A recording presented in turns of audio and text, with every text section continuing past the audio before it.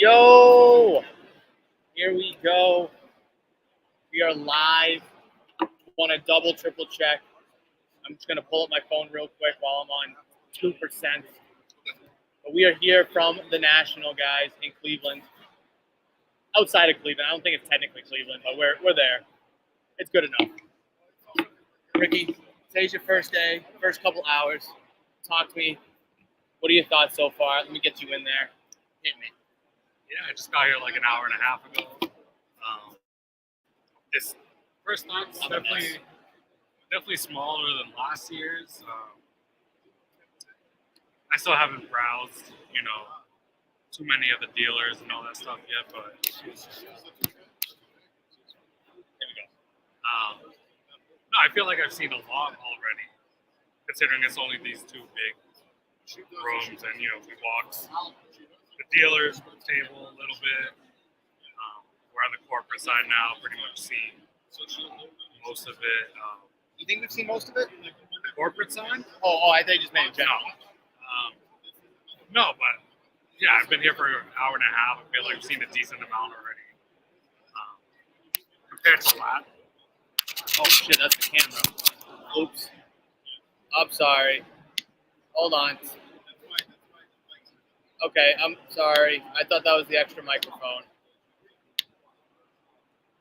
All right, carry on, Ricky. All right, definitely. This is my second national attending. Compared to last year when it was Chicago at the Donald Stevens Convention Center, it was definitely bigger. Definitely bigger.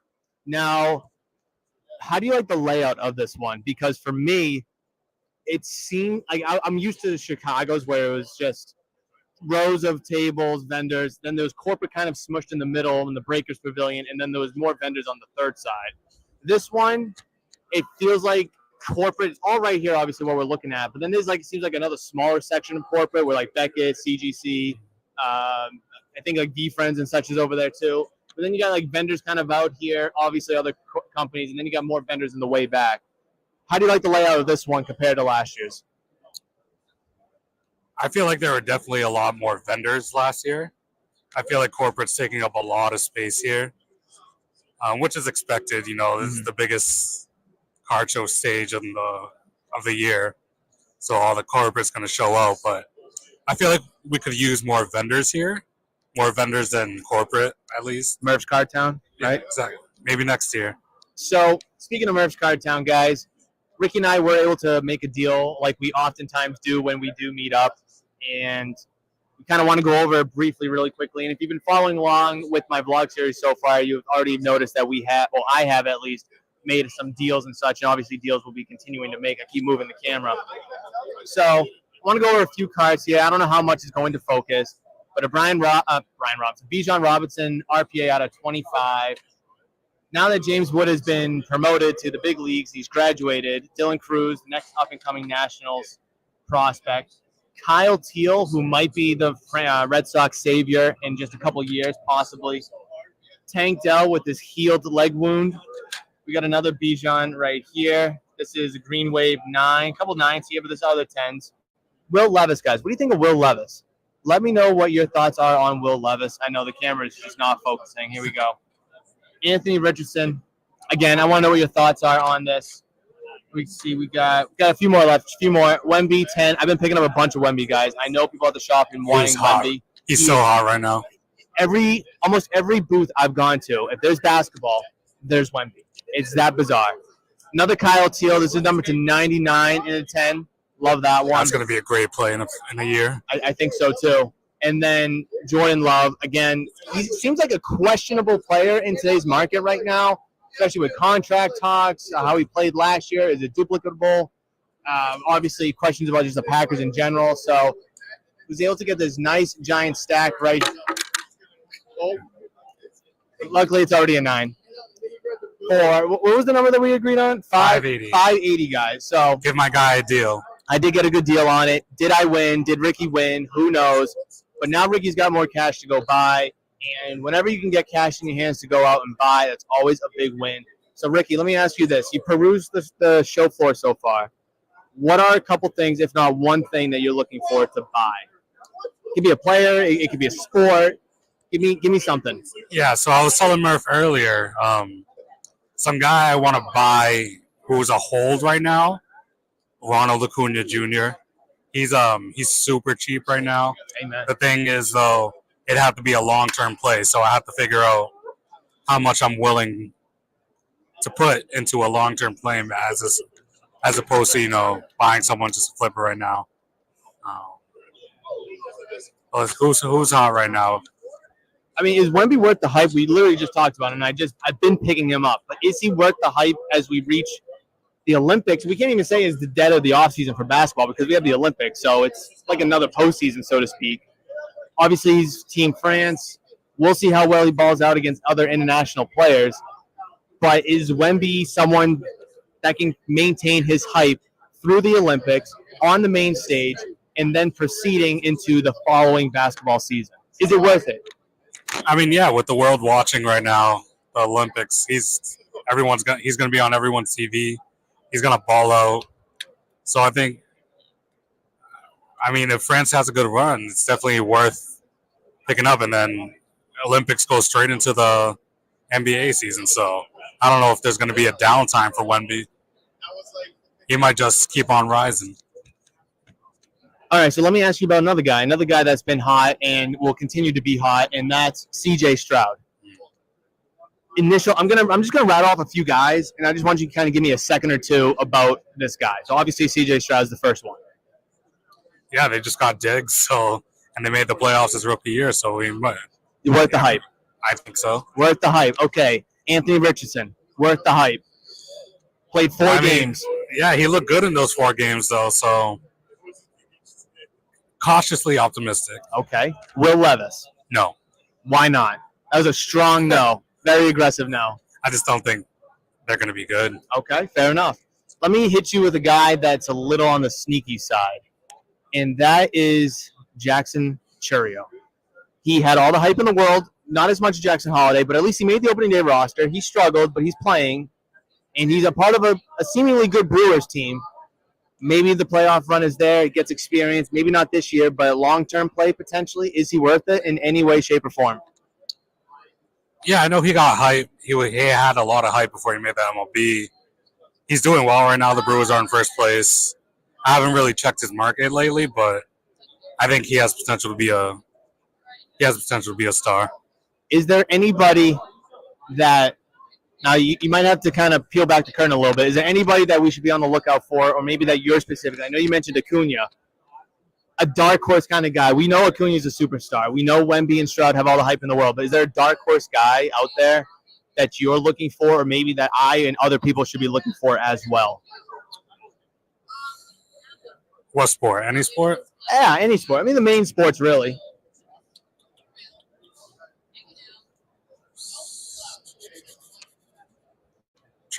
Because James Wood, I don't know. I don't think he's a dark horse kind of guy anymore. Maybe we can say Dylan Cruz is, but he's still a top prospect. I was going to say Kyle Teal, just because his catcher is always an iffy position for the Red Sox. I know Connor Wong is kind of hot right now, but Kyle Teal. I wish catchers had more value. Similar to pitchers. 1A and 1B in terms of importance, but little no value. Paul Skeens making pitchers cool again, so. That is true. Now, I was actually going to ask you, because I've seen a lot of Paul Skeens stuff around here, but it's like your autos, it's your colored refractors, your colored Bowman Chromes. I like how you said that he's making pitchers cool again, because we've had a couple of really good generational pitchers within the last 10, 15, 20 years. Scherzer, DeGrom, Kershaw, Verlander. No one cares about their value. Does Paul Skeens potentially lay the foundation for pitchers moving forward? Or do you think that he's a unicorn, a one-off, unreplicatable? I think that's the word. Something like that. But no, he got drafted, a year ago? I think 13 months ago. And he started the MLB All-Star game, so it's definitely rare, but the kid is worth it. He's great. He got his first loss yesterday or something like that. Yeah, he went 8 1/3, 2 runs, 8 Ks. The Pirates only scored 1 run for him, so It's definitely not on him. I think he's been worth the hype. I think if the Pirates are good, he's only going to go up. I kind of have shit on my face because last year, pre-draft process, I was all over Dylan Cruz. And he went number 2. So it's not like, I took a total L, but I was telling the Pirates and screaming for them to draft Dylan Cruz because I thought he was the next guy, the next Mike Trout. And that I didn't think Paul Skeens was going to be sustainable. And again, we'll find out long term. But man, was I wrong about who the Pirates should draft, because if they drafted Dylan Cruz, obviously he's on the major league level right now. They're not getting the attention that they're getting. And the Nationals, I mean, they would be doing just something got pulled. Yeah. I've heard a couple of screams, a couple of oohs and ahs. Something got pulled. Probably a 101 of a 6th-round pick. A kaboom of nobody. An RPA of the last pick in the draft. Actually, that might not be a bad idea. Woo! But yeah, no, Paul Skeens has really proved me wrong. Not that I thought he sucked, but I mean, I really hope that this changes the market for pitchers moving forward, because unless your name's Nolan Ryan, and they're still screaming, or Sandy Koufax, and now Paul Skeens, the pitcher market is really little to nothing. But I mean, it's insane. Like 2 or 3 months ago, I sold a Bo McCrone first auto of Paul Skeens for like $200. Oh, and now they're doing like $700-800. No, Ricky, no. Same thing with Gunnar. That kid is going crazy right now. I sold a PSA 10 Bo McCrone first for like $550 2 months ago too, and now they're like $1,000 card. It's crazy, and you can say on the flip side of it is, people who had Jackson Holiday cards and sold them at the pinnacle, the peak of the everything, and now there's tons of Jackson Holiday, Bowman Chromes, refractors, 9s and 10s that are insanely affordable. And this was a guy, just a few months ago that everyone was saying he can't suck. He's the best player of this generation. He's going to be so good. And what's up? Including me. Woo! I don't know what's going on, but they're screaming over something. Oh, I got my grading report from CGC. Oh, that's exciting. That is super exciting. Woo! What? Is that coming from the eBay booth? I don't know. It's like a pep rally. All right, freshmen, go. Sophomores, go. All right. Which side is the loudest? Jeez. But yeah, guys, I mean, the Nationals is crazy. Yeah. Is there some over there too? Yeah. So yeah, the National is crazy, guys. I mean, we're in a smaller venue than Chicago was last year, and they're making the most out of it. I think they did a great job dedicating a lot of space to a food court area. Give yourself a place to sit, relax, eat, drink, whatever, where they didn't really have that in Chicago. Hopefully you guys can still hear with the screaming going on. Oh, my brother's in the stream. How are the negotiations at the National? Ricky, I'll let you answer that one first. Any other chats I haven't seen yet? Thank you guys so much. Keep bringing them in. If you have any questions, happy to answer while we can. But how are the negotiations, do you think, been? Well, I've done one deal besides you. I've only done one deal so far, but from the cards that I've seen, it doesn't seem like there are too many unreasonably priced cards. Yep. It seems like these dealers might want to actually smooth some stuff, as opposed to dealers who just like to show stuff off with crazy price tags. To answer the question, because this is day 2 for me, I've done a handful of deals now. What I wanted to do sorry, I was trying to get B-roll for the camera. I wanted to do yesterday is I wanted to go through a bunch of bargain bin stuff and try to get stuff at that 60, 70, 80% stuff from the bins. And just because I figured vendors would want to move that stuff more easily, because I understand the case cards, if they don't sell to me, they'll sell to somebody else for their sticker. Quickly, yesterday, after an hour or two, I shifted from bargains to case cards because I noticed that the prices were more accurate on cards in the cases and that the vendors were more negotiable. Maybe not the 60 to 70%, but I've mentioned before that you have to be able to be flexible 80, 85, even 90% here at the National. So I've noticed that the deals are better out of the cases, but it just depends on the vendor. Every vendor is different. Some will just tell you no. Some will be flexible with you. And I mentioned this in the vlogs too. My favorite example is I had $525 worth of stuff. Dozen slabs, 15 slabs. I asked the guy beforehand. I was like, hey, will you be able to work with me on these? And he said, yeah, sure. Gave him $525 worth of 15 slabs. He was like, I could do 500. I'm like, what are we talking about? What are we talking about? Like, so there are deals out there. You got to find them, but it's also tough to go out and find deals as well. Ricky, once we're done wrapped up here, Where are you like planning to go? Because it's an absolute jungle in here. There's a lot to kind of pick through. I know you were kind of looking at some seal product before we sat down to record, and I know you're going to trade night tonight. You got cash, so you got inventory, so you got a little bit of flexibility here. What's the plan between now and trade night? I'll probably for the rest. What is it? 5 o'clock already. So for the last hour or so, I'll probably go check out the dealers. I'll check out the wax tomorrow. But I definitely want to buy some stuff. Definitely want to buy some cards. Like singles? Yeah. Now, one thing that I want to mention, and I think, Ricky, you might have noticed this really quickly, is that everyone here loves their PSA. And I preach about this at the shop and in videos that, hey, don't buy the brand, buy the player. And I don't believe, I believe buy the brand, don't buy the brand, buy the player. But, man, there are a lot of brand whores here. Let me tell you that. Ricky, does it really matter that much to you? PSA, Beckett, SGC, CGC, NEGC, NECG, whatever. If I'm collecting, no, I don't care what slab it's in. But unfortunately, if you're selling, you got to sell what the people like. I've had a dozen vendors, give or take, if it was PSA. But the funny thing is so I got a Garatina Altar in a CGC Pristine 10 that sells for $1,200 to $1,300, but a PSA 10, it's between $700 and $800.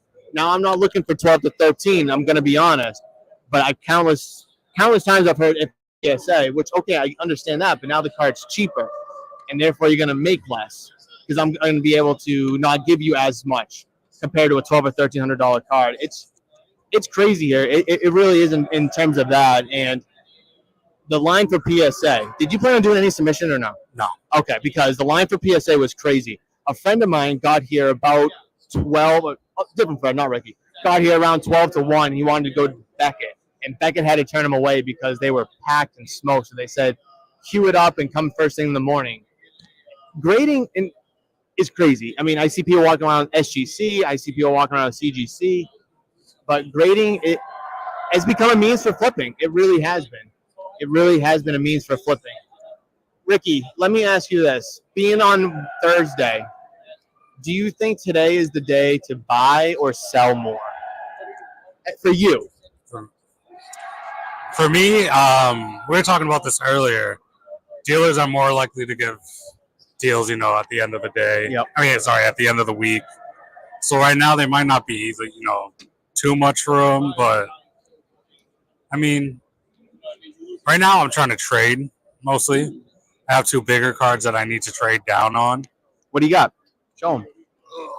While you grab them, I'll tell you one thing real quick. There's a vendor that had like a $5 box. It was like singles. Day 1, they were $5. Day 2, Thursday, today, they'd be $4 a card. Day 3, they'd be $3. Saturday, $2 a card. And then Sunday, the last day, they'd be $1 a card. So there are deals to be out there. I'm sure you can negotiate and talk and such like that. It's funny, and I truly believe what you're saying, Ricky. I think that's right. Is you get better deals to the end of the show, end of the week. However, these vendors, they sell cards to other people, and they do need to refill their showcases, so they do need to buy as well. And being the national, where it's a 5-day show? Yeah, 5-day show. There's going to be a lot of buying and selling, and in a lot of cases, trading as well because they need inventory. Did you get the card that you're looking to trade down from? Yeah. So this is one of them. I think I forgot the other one at home. Oh, well. But Adley Rushman, Memorial Day camo out of 25. 9 or 10, I can't PSA tell. 10. So what's the value on that? Well, PSA 9 did 700 in April. Okay. Orioles have been pretty hot since then. He's not the hottest name on the team, unfortunately. He's kind of overshadowed by Gunner, but I think he's Jackson Holiday. Came and went. But yeah, I think this is it's a rare card out of 25, rookie, PSA 10 camo. So I feel like I'll definitely get a lot of interest in this, but definitely trying to trade down on it. We were talking about Kyle Teal and how his market's down right now. Well, I don't want to say down, but it's low right now because AAA has made such a huge impact. Maybe being a catcher has something to do with that. And I'm hoping and thinking that maybe Adley Rushman can be the way pave. There's a word for it. Groundbreaker. He can pave the way for the catcher's market. Yeah. Because Adley is the guy right now in baseball in terms of the catcher's position in the baseball card market. And I really do think that if Adley can get the hype and the attention that a shortstop does, that an outfielder does, or a center fielder for that matter does, then maybe he can be the guy to bring the catcher's market to light, just like Paul Skeens is the guy that's bringing the pitcher's market to life. Murph dropping the hush. Thank you, Kobe. I appreciate that. Sorry I wasn't able to get you a George Pickens yet. I know you were kind of asking for one. I was able to find you a couple, but we wasn't able to strike a deal on any of them yet. But I'm definitely still on the lookout. And I'm on the lookout for a bunch of cards for a bunch of people. So, I mean, make sure you guys just remind me every day, hey, Murph, look out for a George Pickens auto. Hey, Murph, can you look out for a whoever patch auto, whatever. Just make sure you guys just bug me about it. Otherwise, I will forget. What's on your mind right now? What's up? What's on your mind right now for the National? So I'm getting a headache from the Celsius that I'm drinking. The caffeine's starting to get to me. No, I think I'm just here to enjoy it. You know, obviously I want to make some plays, but I'm glad I drove the 5+ hours to get here. It was You are glad? Yeah. Okay, good. So it was worth it. Well, between the two, What up, Kenny? between last year's National and this year's National, I've only been to one show, and that was a Fenway Car Show. So Some big shows. yeah, Some big shows that Ricky only goes to big shows, guys. If it ain't big, it ain't for him. it ain't worth my time. It ain't worth his time. No, I'm just kidding. But yeah, no, I love being here. I love being at car shows. I wish I had the opportunity to go to more, but I'm glad I'm here. I've noticed with the National specifically, and you can say last year, you can say this year's as well, that there's a lot of really nice people out there to meet. And it's funny, at like a vendor's table, waiting, my turn to, speak to the guy, and I'm just kind of shooting the shit with the guy next to me, and you just kind of get to pick their brain, their, what they like to collect and what they like to buy and such. And I think that's, really the fun about it is that there's so many cards out there and there's so many ways to collect. I mean, that's really, and none of it's wrong, really. I mean, there's so many ways, and I say this all the time, there's 1,000,001 ways to collect in this hobby, and none of them are the right way, because your way, my way, their way, completely different, and that's awesome. It's all about the fun.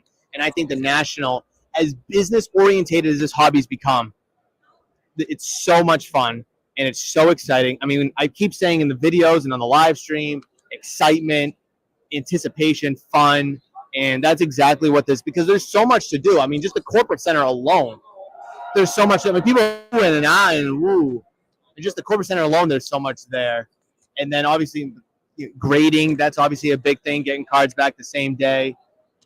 No more Cranston for, oh, sorry. Kenny said no more Cranston show for you. When was the last time you've been to the Cranston show? Over under 2 years. Had to have been, obviously, before I moved out to Chicago. I probably went in like a random December 2022 or something like that. Donnie, you want to pop on the stream real quick? I want to hear your 2 cents. But what? This is my brother Donnie.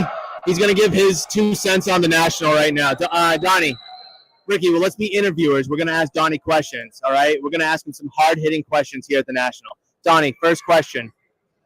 What is your first impression? I'm going to ease you into it. What's your first impression of the National? This is your first one. Go.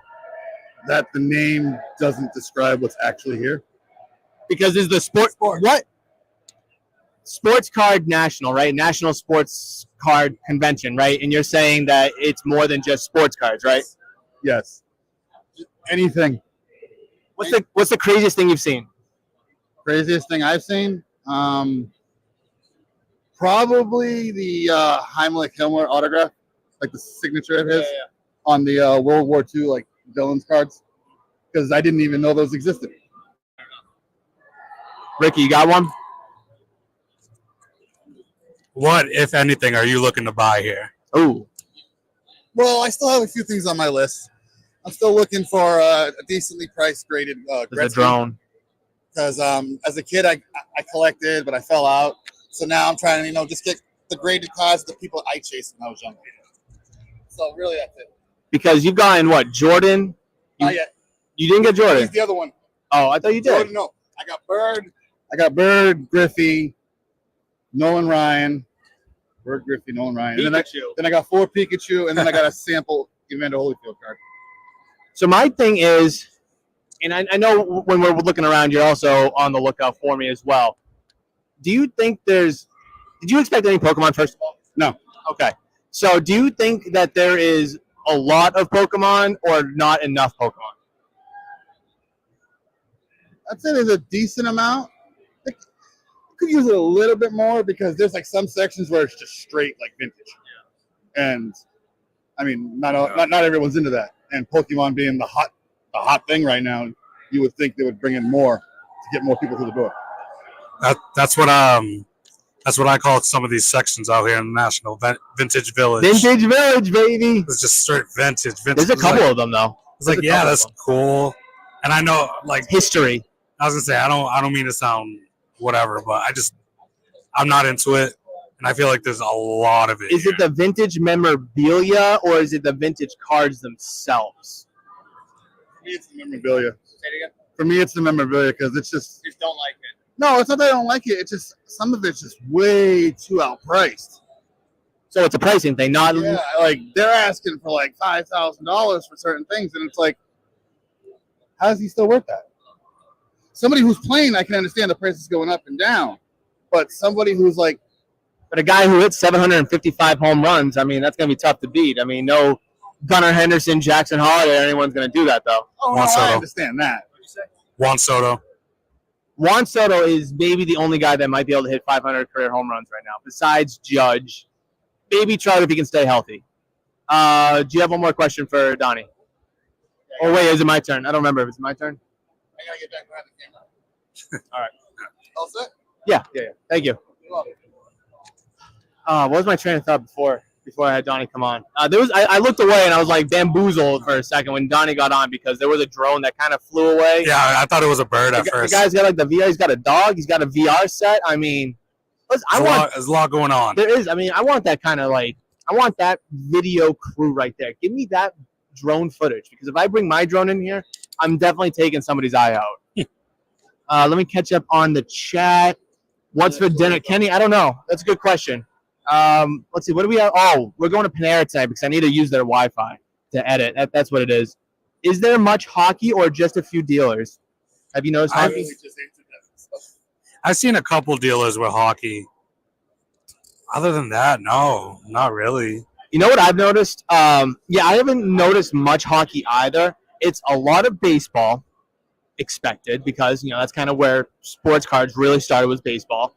A lot of basketball, and not a lot of your low to mid-high-ish, like your 1,000 and under football cards. But there's a ton of your overpriced $25,000, your $12,500 football cards, which is definitely not what everyone's looking to buy. But if you're going to sell it outside of an auction house or eBay, this is obviously the show to sell it at.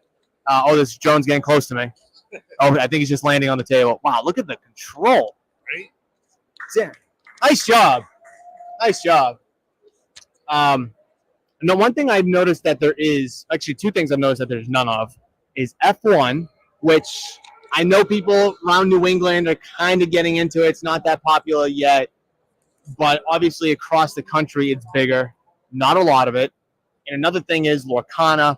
I've seen none of it. And the funny thing is last year maybe when Lorcana first came out, or at least when it first got announced, Wilson, Cards HQ, Sports Card Investor, Market Movies, he said that it was going to blow up and be bigger than Pokemon.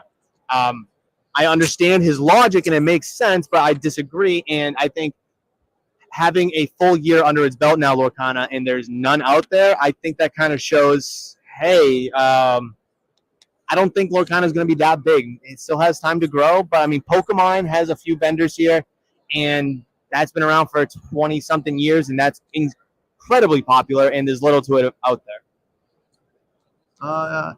No, Kenny, the guy next to me at one of the tables bought a $500 rookie Contenders Optic auto of Maxie, and it was on card too. Funny enough. Ricky, it looks like you're packing up. You're heading out?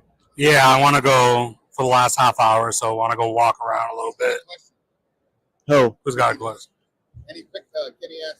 Oh, any pickups? I got a cheap Juan Soto. Let's see where. Just to break the ice, little Juan Soto Chrome. Got a pop. Got a good little deal on it. He's hot right now. I wish he would win the MVP, but it's gonna go to his stupid teammate. So hopefully Soto's not on the Yankees next year, so I can root for him again. Yeah, right. That'd be nice. And any other team, I'll buy his jersey, but I can't buy Yankee. Actually, David Adams has an autographed Juan Soto Yankees jersey for $100. Brutal. Like, buy it and burn it. If it was Padres, buy it and burn it. Even if it was his minor league team, I would have bought it, but I can't get myself to buy a Yankees jersey. Just buy the jersey, cut out the numbers, then paste them to a different jersey. Yeah, right. That's a good idea. And the numbers of the auto. Well, Ricky, I appreciate you hanging out. I don't want to take up too much more of your time. I appreciate you, as always, for when you join Hobby Talk. I wish you the best of luck. I'm going to stick around a little bit longer, and we're going to talk more about the National. But, Ricky, all right, fist bump. Get out of here. Go get some deals. I'll catch up with you in a bit. Thank you, guys. Enjoy trade night. All right, let me turn this off. Make sure that's off. All right, guys. Hey, don't forget your phone. You might need that. Comp man. Oh, speaking of comps, guys, this is the funny thing about comps.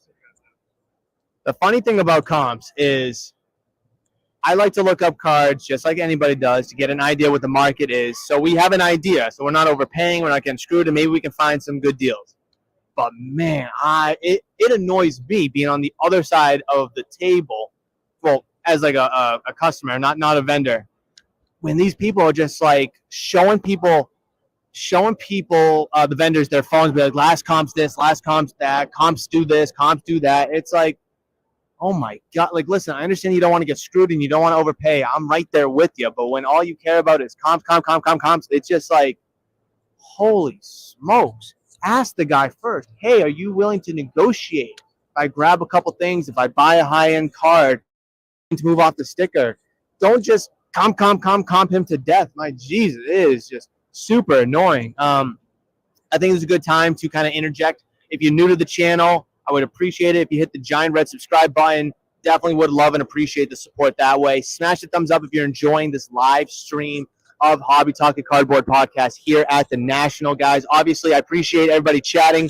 down below. Questions, comments, concerns, anything like that. We're a little over 30-ish minutes, 32 minutes in.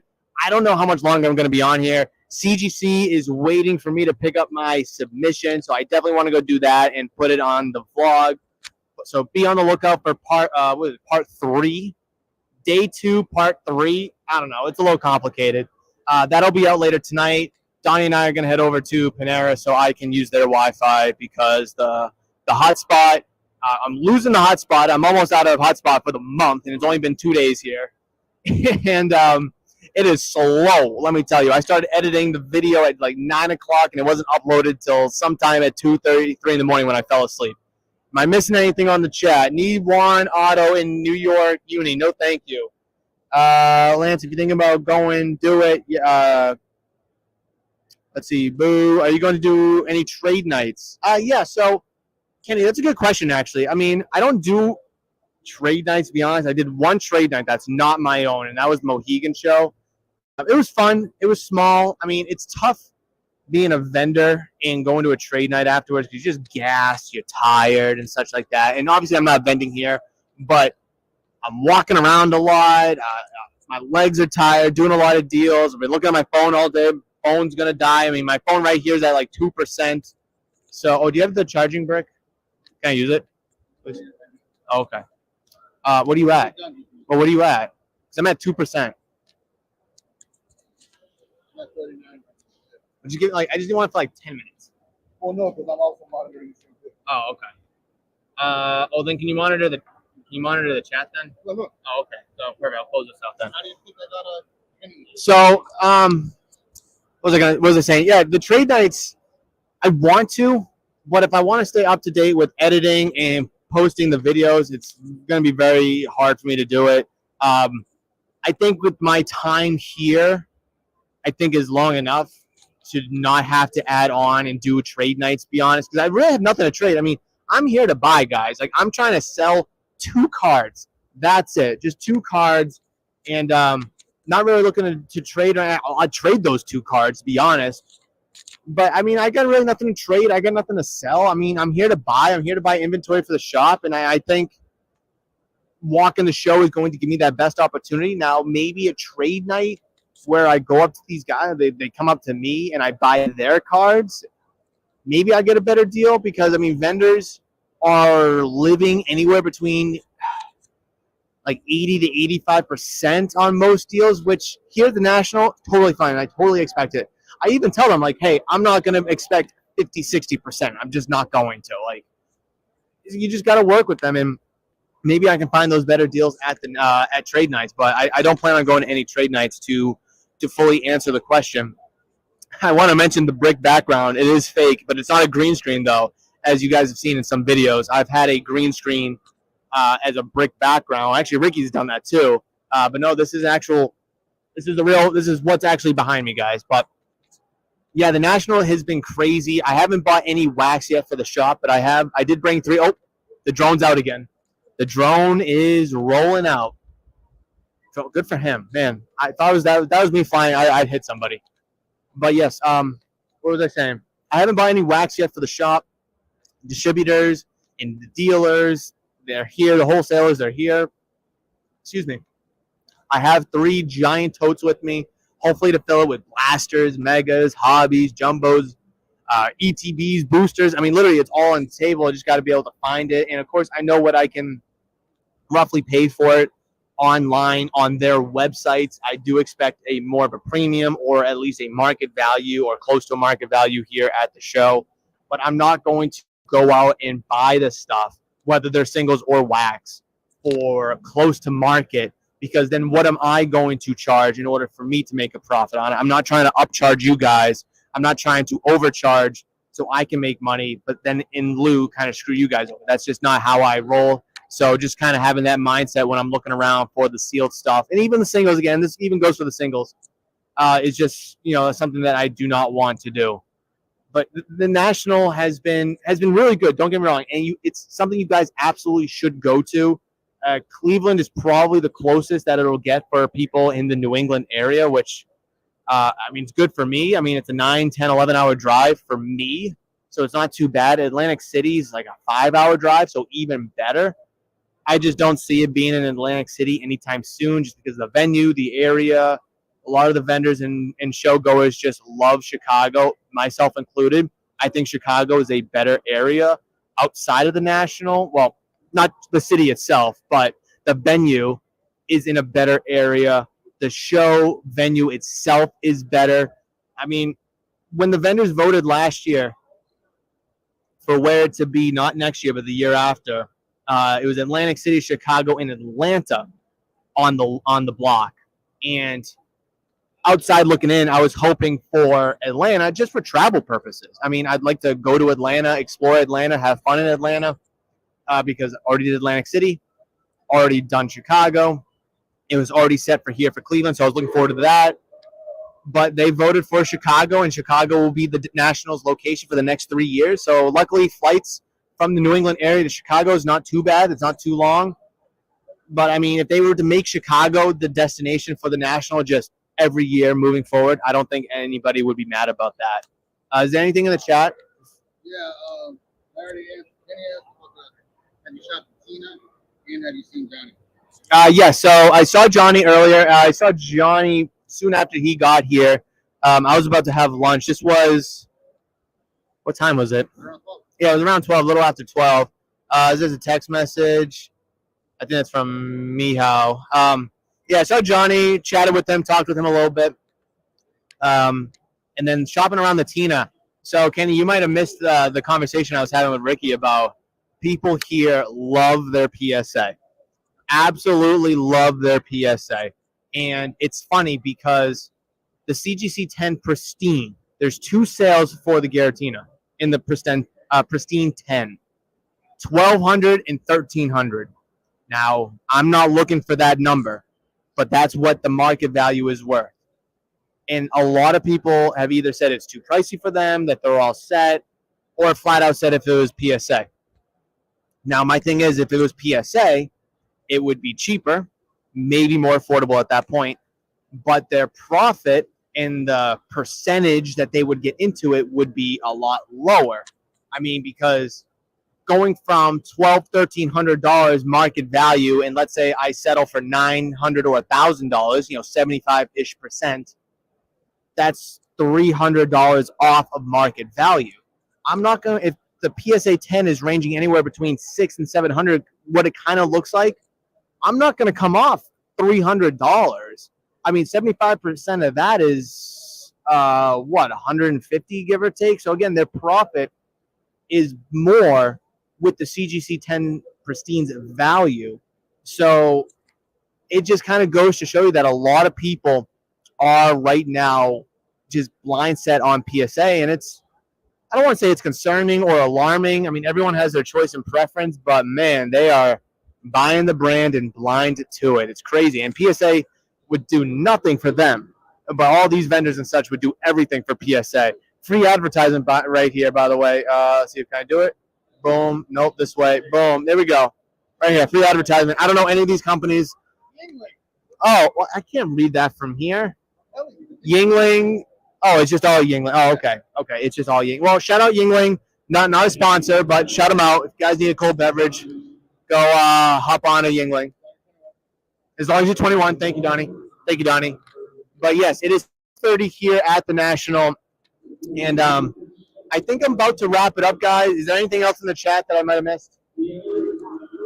No? No, the only thing else, Kenny said he only does York right now. Thank you, Kenny. I appreciate that. You're a good friend of mine. I appreciate that. Kenny is the GOAT. Kenny! Anyways, I'm going to wrap it up here, guys. It's been over 40 minutes. Thank you so much. I wanted to do this live stream, so I didn't have to chop it up, edit it, or anything, or upload it.